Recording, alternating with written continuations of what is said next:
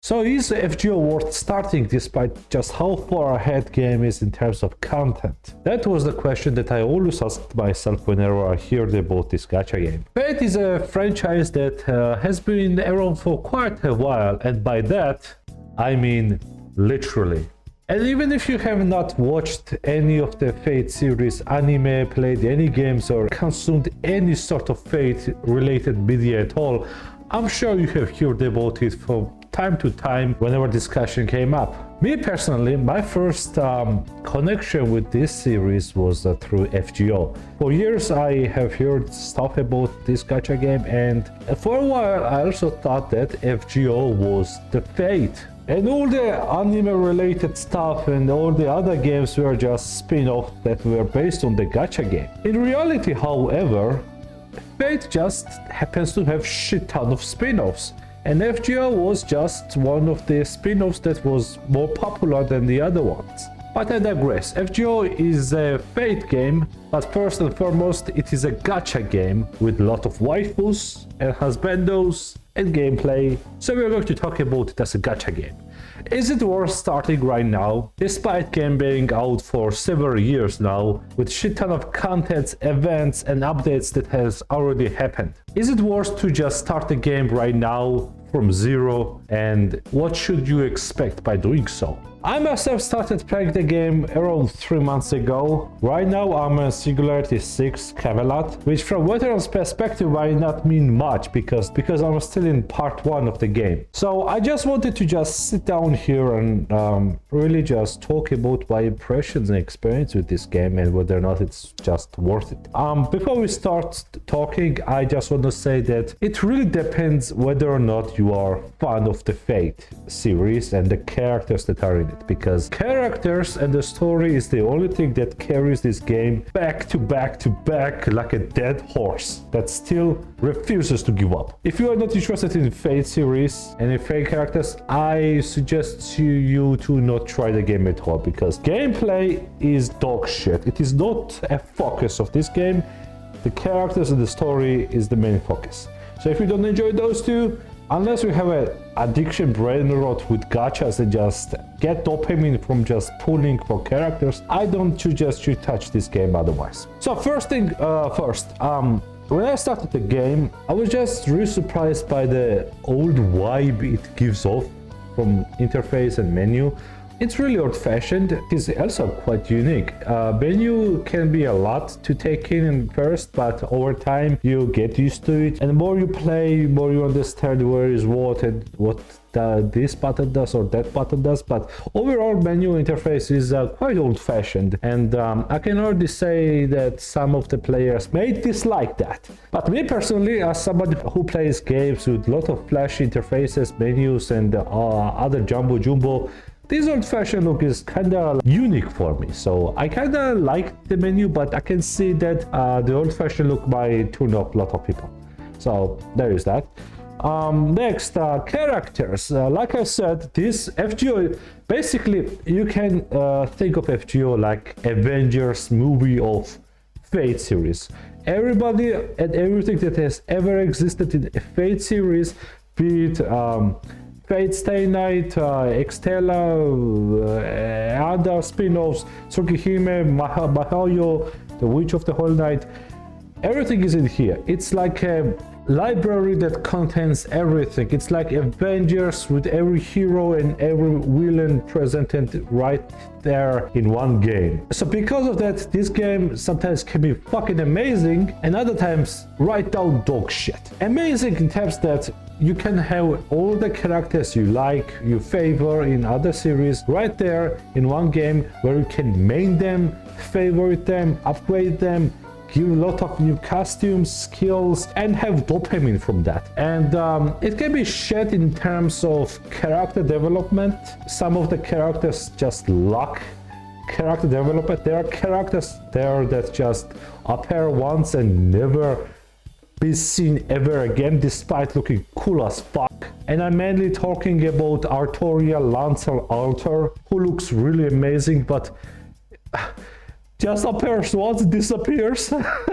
That said, you can't really get all the character development in one game for all the characters. Many of the characters that are in this game are from, like I said, from other series such as Fate Stay Night, where, for example, Artoria, the Saber, gets a lot of character development in that anime, and in turn, she is practically non-existent in this game. In story, I mean. She is there as a gameplay character, but in terms of character and story, there is nothing on her in this game. So there are sometimes characters that you just have to know some stuff about them from the anime, because this game does not cover that. Other than that, there's a lot of villains that become very playable in this game, and I fucking love that. For example, I adored Artoria Saber Alter in Heaven's Fields movies, and to have her playable in this game was fucking amazing. I just got her a few weeks ago in a free 4-star selector, and I just felt good, man. It just felt good to have the character you like to main. So aside from the characters, let's talk about the story, right?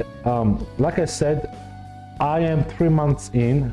I just got to Camelot 6. And I hear that the story gets better from this point on. All the singularities you go through before Camelot are kind of shit. This is the general opinion on the singularities till Camelot. So I just wanted to share my opinion that I think the first singularity, the proper singularity with Jolter and Genie Ruler, was pretty decent.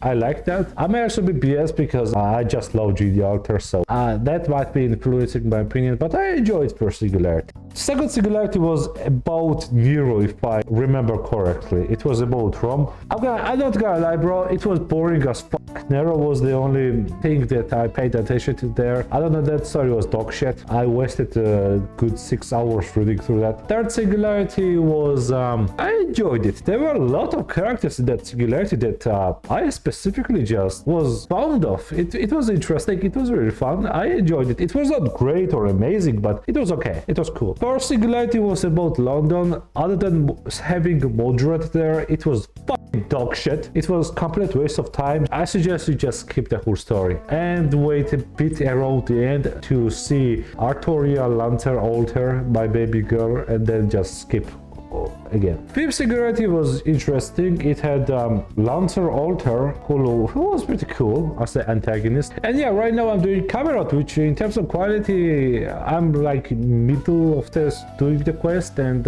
it's better than the previously mentioned singularities in terms of storytelling. I'm enjoying it so far, but keep that in mind. I keep hearing that in part 2 of the game and around last 2 singularities, 3 singularities, the story gets better, so I am looking forward to that. But until now, story has been kind of okay, meh, good, but not that great. So yeah, that's all about the story. Combat. I do not enjoy combat in this game. It's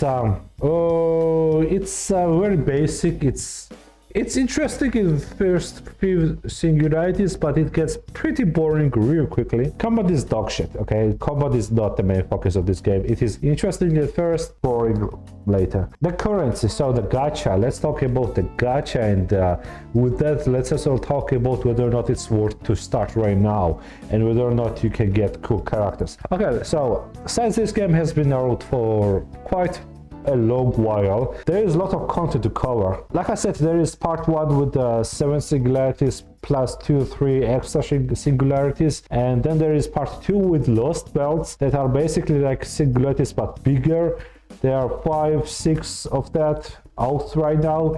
So if you do all of the story quests, you get decent amount of currency to get all the characters right now. In my experience till Camelot, I had around 800 Saint Quartes, I think it's called, a currency which you used to pull. And to do 10 pulls, you have to waste around 30 Saint Quartes. So that might make it seem like it's a lot, 800, but in reality, it's not. Let me just make a point here. The drop rates of the characters are fucking dog shit in this game. It is fucking torture. I wasted 660 Saint Quartes just to get one fucking copy of Castoria, the Artoria that is a caster.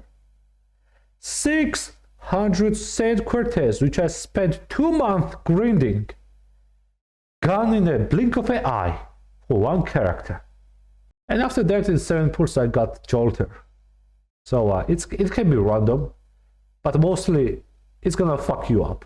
So you have to grind a lot in this game to get currency from events, from story. But as a newcomer, I would suggest you to focus on story, and if you do so, you get decent amount of currency. So I can guarantee that you can get 3 or 4 characters that you really like, and after that you might never get character in this game ever again. So there is that. There is a pity in this game, but it's pretty much non-existent. I think pity in this game is around 330 pulls. So when you hit that, you get the character you like, guaranteed. But I don't know whether or not it will be worth it at that point, because that is a shit ton of currency to waste. So yeah, in conclusion, guys, right now FGO is being carried for me by characters and the story, because I'm interested in Fate franchise. If I was not interested in Fate and characters, I would have dropped this game in a heartbeat. So unless you are a Fate fan, I suggest you not to touch this piece of shit game. Trust me, you don't want to get addicted to this game. It's better to go pick mint or farming Genshin for ungodly amount of time than just suffer in this game. That said, I will make another video on FGO in the future when I get to the part 2. Hopefully my opinion until then changes, but for now it is a pretty okay experience, and the only reason why I play this game at all is because I like Fate. I like the characters, and that's it. Long story short, if you're a Fate fan, try it, see if you like it, drop it if you don't. And if you're not interested in Fate, don't touch this game at all. So yeah, we will see if I change my opinion when I get to part 2. Until then, this will be all, I guess. These are my conclusions and impressions of Fate FGO, a gacha game on the phone that is sucking my soul. And yeah, thank you guys for watching. I will see you guys in the next video whenever I put that. Until then, stay strong, and I'll see you guys in the next video. Peace.